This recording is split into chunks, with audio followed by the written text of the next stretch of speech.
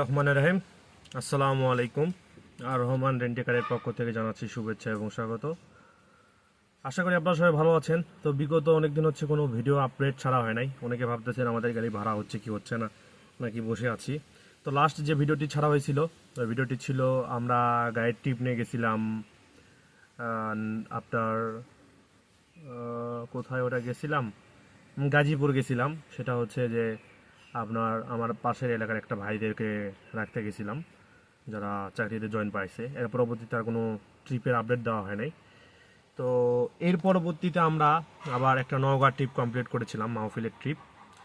আর এর পরবর্তীতে আমরা আর একটা ট্রিপ কমপ্লিট করছিলাম, সেটা হচ্ছে আমাদের বগুড়া থেকে রানী শঙ্করের একটা ট্রিপ ছিল।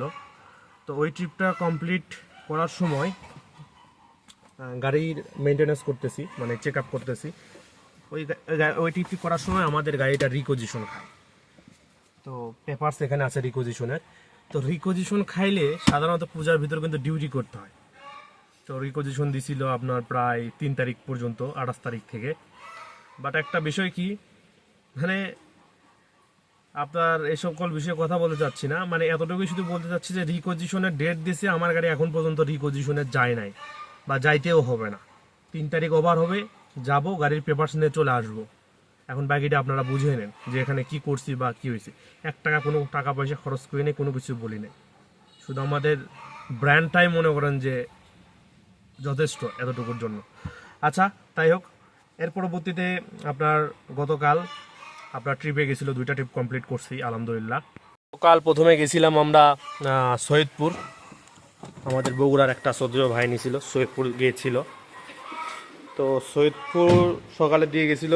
সকালে আপনার সৈয়দপুর থেকে আসছে রাত 12টায় সকালে গিয়ে। তো রাত 12টা আর একটা ট্রিপ ধরছিলাম ওই ঠনঠনিয়া থেকে।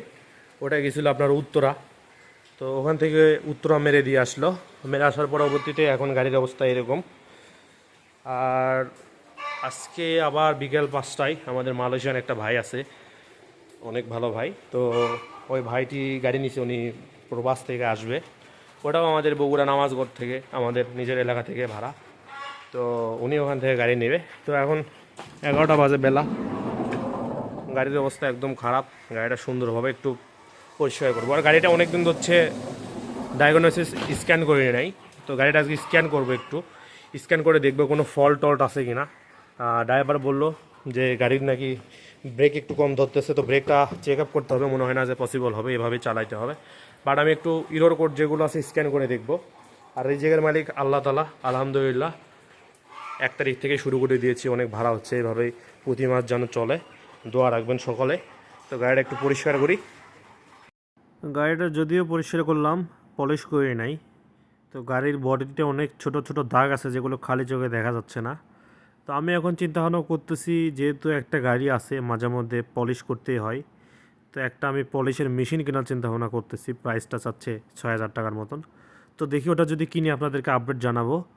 আর এখন তো গাড়ি আল্লাহর রহমতে একটু পরবর্তীতে 5টার সময় পাঠাবো নামাজগড়ে, যে ঢাকার এয়ারপোর্টে ট্রিপ আছে। ট্রিপটা কমপ্লিট করে আসবে।